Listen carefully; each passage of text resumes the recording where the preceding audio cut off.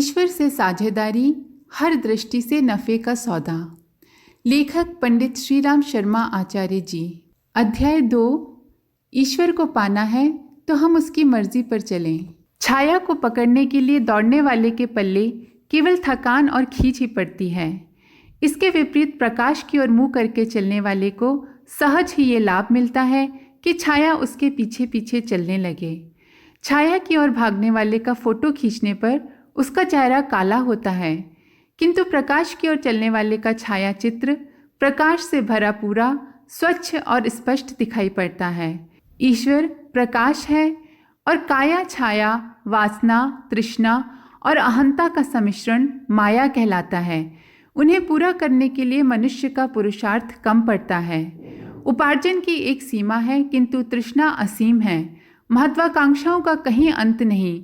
उपभोग और संग्रह से तृप्ति किसी को नहीं मिली। हिरण्याक्ष, रावण, कुबेर, सिकंदर जैसे सुसंपन्न समझे जाने वाले प्रबल पराक्रमी व्यक्ति भी अभाव और असंतोष का ही रोना रोते मरे। आग पर घी डालते रहने से वह बुझती कहाँ है, उल्टे भड़कती है। न संग्रह की ललक पूरी होती है और न अहंकार संतोष दिलाने में इंद्र जितना वैभव भी पर्याप्त सिद्ध होता है।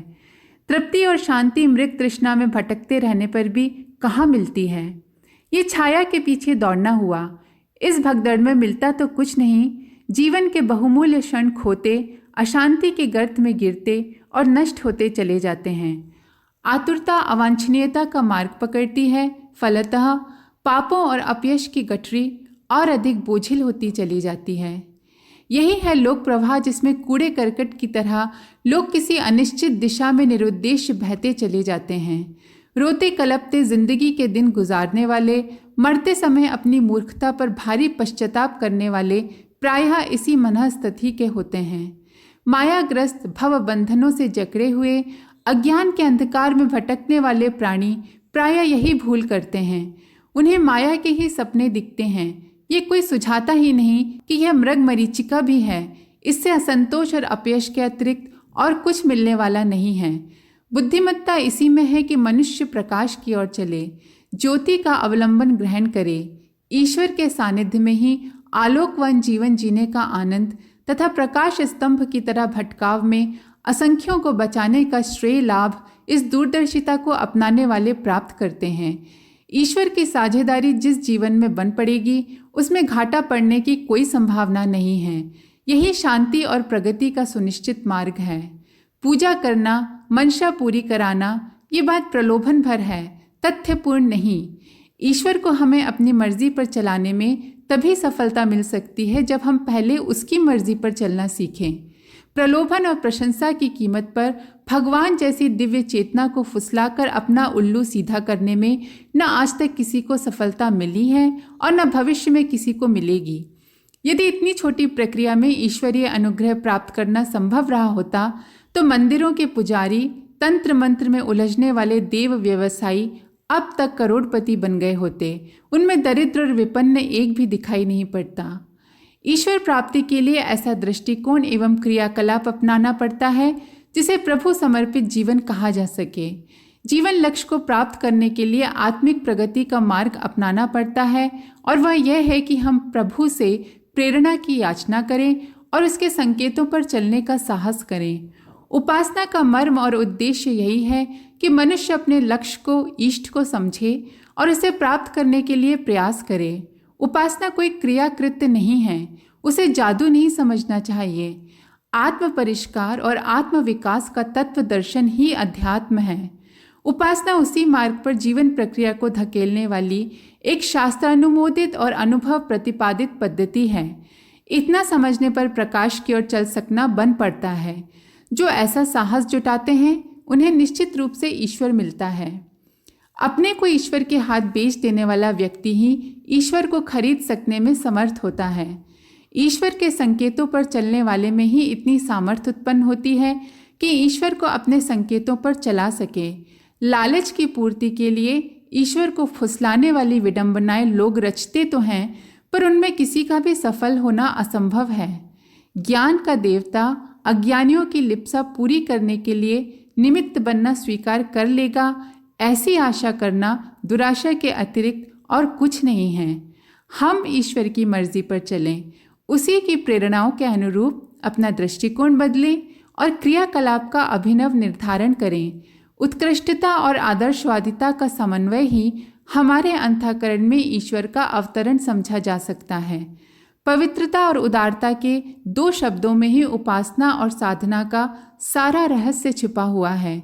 जीवन क्रम को आदर्श और अनुकरणीय बनाया जाए, गतिविधियों में परमार्थ को बढ़ा चढ़ा स्थान देकर आत्मविस्तार की भूमिका में प्रवेश किया जाए। अपने को ईश्वर के घर से आया और वहीं पहुंचने वाला एक प्रतिनिधि भर माना जाए। संसार क्षेत्र में वही अभिनय किया जाए जो जीवन उद्देश्य के साथ अविच्छिन्न रूप से जुड़ा हुआ है। जीवन व्यवसाय में ईश्वर की साझेदारी का यथार्थ स्वरूप यही है। न वो इनसे कम में बन पड़ती है और न अधिक कुछ करने की आवश्यकता है। इन दिनों हम सबको प्रचंड आत्ममंथन करना चाहिए और सोचना चाहिए कि भविष्य में भी उसी कटीले मार्ग पर चलते रहना है जिस पर चलते चलते इतना समय बिता दिया गया, अथवा कोई प्रगतिशील कदम उठाना है। अच्छा हो हमारे निष्कर्ष ऐसा निर्धारण कर सकें जिनमें आत्मकल्याण और विश्व कल्याण के दोनों उद्देश्य पूरे होते हों। अपनी भौतिक महत्वाकांक्षाओं को सीमित करें। शरीर और परिवार के निर्वाह की व्यवस्था पर्याप्त माने, जिसमें औसत भारतीय को रहना पड़ रहा है। आत्म परिष्कार का यही प्रथम चरण है। इसे अपनाने पर अभाव और असंतोष से निवृत्ति मिलेगी और प्रतीत होगा कि अपने पास पैसा प्रचुर परिमाण में मौजूद है, जिसे आवश्यकता से अधिक कहा जा सके।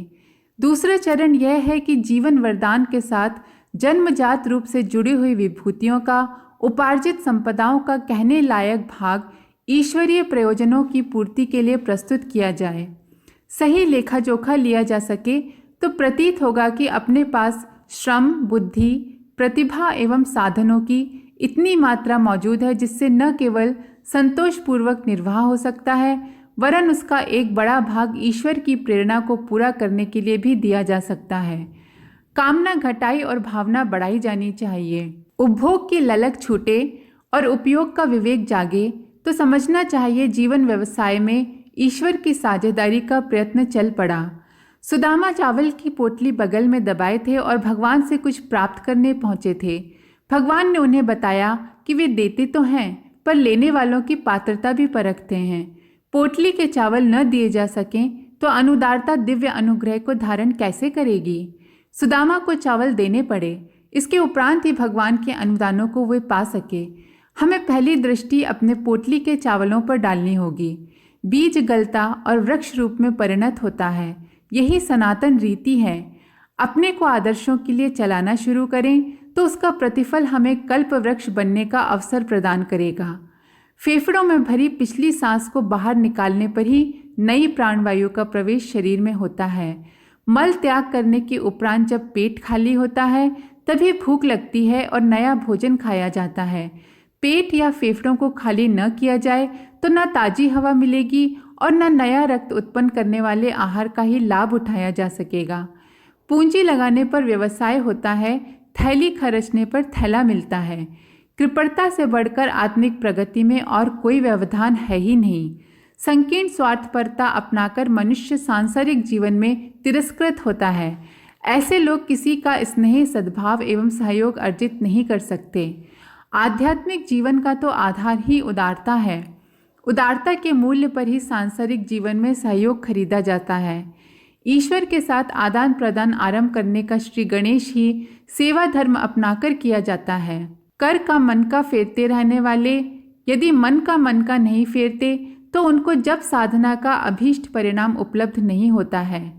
सृष्टि क्रम में यज्ञ तत्व ही सर्वोपरि है। उसके सहारे संसार स्थिर रहता है, फलता फूलता है। बादल अपना पानी खेतों पर बरसाते हैं, उस हानि की भरपाई समुद्र द्वारा निरंतर होती रहती है। नदियां खेत बगीचों को सींचने दौड़ती हैं तो हिमाच्छादित शिखर उनकी क्षति पूर्ति करते हैं। जमीन को खाद देने के लिए पेड़ अपने पीले पत्ते टपकाते हैं, बदले में प्रकृति उन्हें नई कोपले ही नहीं नए फूलों और फलों से भी लाद देती है। भेड़ अपनी ऊन परोपकार में देती है, बदले में उसे हर साल नई ऊन मिलती है। रीछ अपना एक बाल भी किसी को नहीं छूने देता, फलतः प्रकृति भी अपनी मुट्ठी समेट लेती है और प्रारंभ में जितने बाल मिले थे उतने से अधिक पाने का फिर कभी उसे सौभाग्य ही नहीं मिलता। ईश्वर की सजीव साझेदारी में उस ओर से पर्याप्त साधन जुटा दिए गए। अब अपनी बारी है कि अपना पक्ष भी ईमानदारी के साथ प्रस्तुत करें।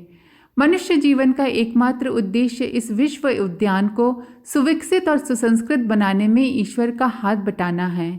इस धरोहर को इसी प्रयोजन के लिए दिया गया है। सेवा धर्म अपनाकर हम अपने को परिष्कृत, समाज को उपकृत और ईश्वर को प्रसन्न करने का तिहरा लाभ उठाते हैं। उपेक्षा करके उपासना कृत्य का स्वरूप फुसलाने के लिए रची गई विडंबना बनकर रह जाती है। भक्त प्रेमी होता है। प्रेम का परिचय उदार सहयोग के अतिरिक्त और कुछ हो ही नहीं सकता। हमें ईश्वर से कुछ मांगने की आवश्यकता नहीं है। पात्रता बढ़ने के साथ साथ पिता सहज ही अपने साधन और अधिकार स्वयं ही हस्तांतरित करता जाता है। जितना गहरा गड्ढा होगा, वर्षा का जल उसमें उतना ही भरता चला जाएगा। उथले पात्र में मेघमाला द्वारा बरसाए गए अजस्र अनुदान में से भी मात्र उतना ही मिल पाता है जितनी की उस बर्तन की परिधि होती है। हमें अपनी पात्रता और परिधि बढ़ानी चाहिए और उसके लिए ईश्वरीय प्रयोजनों के निमित्त अपने अनुदानों की मात्रा बढ़ानी चाहिए। योग साधना का अर्थ है उदात्त चिंतन। तपश्चर्या का तात्पर्य है आदर्शों के लिए कष्ट सहना।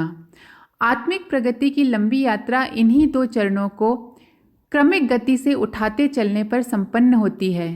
ईश्वर प्राप्ति के लक्ष्य पर पहुंच सकना इन्हीं दो आधारों के सहारे संभव होता है। हमारे व्यवसाय का परिधान जो भी हो, अंतःदृष्टि यही रहनी चाहिए कि हमें आदर्श और उदार बनना है। इस मार्ग की एकमात्र बाधा कृपणता की संकीर्ण स्वार्थपरता को निरस्त करना है। इस सुरसा के मुंह में से निकले बिना कोई हनुमान राम काज कर सकने में समर्थ नहीं हो सकता। हमारे जीवन व्यवसाय में ईश्वर की साझेदारी का नया निर्धारण होना चाहिए। अपने को विश्व उद्यान में माली की भूमिका निभाने वाले एक ईश्वरीय प्रतिनिधि भर मानना आरंभ करें। शरीर और परिवार का परिपालन इसी उद्देश्य को ध्यान में रखकर पूरा करें कि उन्हें सुरक्षित और सुविकसित रखने की जिम्मेदारी अपने कंधे पर आई है। यह नीति निश्चित हो सके तो औचित्य की कसौटी पर क्षण क्षण में अपनी गतिविधियों और आकांक्षाओं को परखा जाता रहेगा कि कहीं ललक लिप्सा औचित्य की सीमा को तो नहीं छू रही है। अपने विचार और प्रयास कहीं भौतिक प्रयोजनों में ही तो सीमाबद्ध होकर नहीं रह गए। समय और शक्तियों का विभाजन हमें स्वार्थ और परमार्थ दोनों के बीच करना चाहिए। भौतिक ही नहीं, आत्मिक प्रगति भी अपने लक्ष्य में सम्मिलित रहनी चाहिए। संसार को ही नहीं, ईश्वर को प्रसन्न रखना भी एक बड़ा काम है। शरीर को सुखी रखना ठीक है, पर आत्मा की आवश्यकताओं का भी ध्यान रखा जाना चाहिए। साझेदारी में लाभांश का, उपलब्धियों का उचित विभाजन होता है। हमें अपनी समय संपदा का विभाजन इस प्रकार करना चाहिए कि उसमें लोक और परलोक के दोनों ही प्रयोजन सधते रहें। 24 घंटे समय में से 8 घंटे उपार्जन के लिए, 7 घंटे सोने के लिए, 5 घंटे अन्य कार्यों के लिए लगाए जाएं। 20 घंटे शरीर परिवार के लिए, लौकिक निर्वाह के लिए पर्याप्त माने जाने चाहिए। शेष 4 घंटे ईश्वरीय प्रेरणा और आत्मा की आवश्यकता पूरी करने के लिए लगने चाहिए। मस्तिष्क में चिंतन लौकिक ही न चलता रहे। आत्म कल्याण और विश्व कल्याण की बात सोचने में भी विचार सामर्थ्य का समुचित उपयोग होना चाहिए। अपने प्रभाव से कितने ही लोगों से संपर्क बनाने और उनसे लाभ उठाने में प्रतिभा का उपयोग होता रहता है। यह प्रतिभा अपने संपर्क क्षेत्र में सत्प्रवृत्तियां विकसित करने के लिए भी प्रयुक्त होनी चाहिए। अपने धन के उपार्जन का एक सुनिश्चित अंश ज्ञान यज्ञ के युग धर्म के परिपालन में नियमित रूप से लगना चाहिए। परिवार में यदि 5 सदस्य हैं तो एक छोटा सदस्य ईश्वर को भी माना जाए और प्रत्येक कुटुंबी के लिए जितना करना तथा खर्चना पड़ता है उतना ही ईश्वर के निमित्त भी नियत निर्धारित किया जाए। प्रातः उठते ही सोचा जाए ईश्वर के प्रतिनिधि की तरह आज का दिन एक जीवन सत प्रयोजनों को पूर्ति के लिए घर और बाहर के क्षेत्र में व्यतीत करना है। दिन भर अपने चिंतन और कर्तव्य पर कड़ी दृष्टि रखी जाए और परखते रहा जाए कि उसमें निकृष्टता का समावेश तो नहीं हो रहा है। सजगता रहने से अनैतिक तत्वों का आक्रमण प्रायः नहीं हो पाता। रात्रि सोते समय मरण की गहरी अनुभूति की जाए। सृष्टा के घर जाने और सौंपे गए उत्तरदायित्वों का लेखा जोखा देने की बात स्मरण रखी जाए तो रात के शयन बेला और प्रातःकाल की संध्या एक अच्छे धर्मोपदेशक जैसी प्रेरणाएं देती रह सकती हैं। ईश्वर की साझेदारी इन्हीं आधारों को अपनाने से संभव है। उपासना अपना चमत्कारी प्रतिफल तभी दे सकती है जब यह जीवन साधना के रूप में परिणत हो जाए। इतना बन पड़े तो सामान्य दिखने वाला व्यक्ति भी असामान्य महामानव बनने की दिशा में द्रुत गति से अग्रसर हो सकता है। इसी में जीवन की सार्थकता है और पूर्णता भी।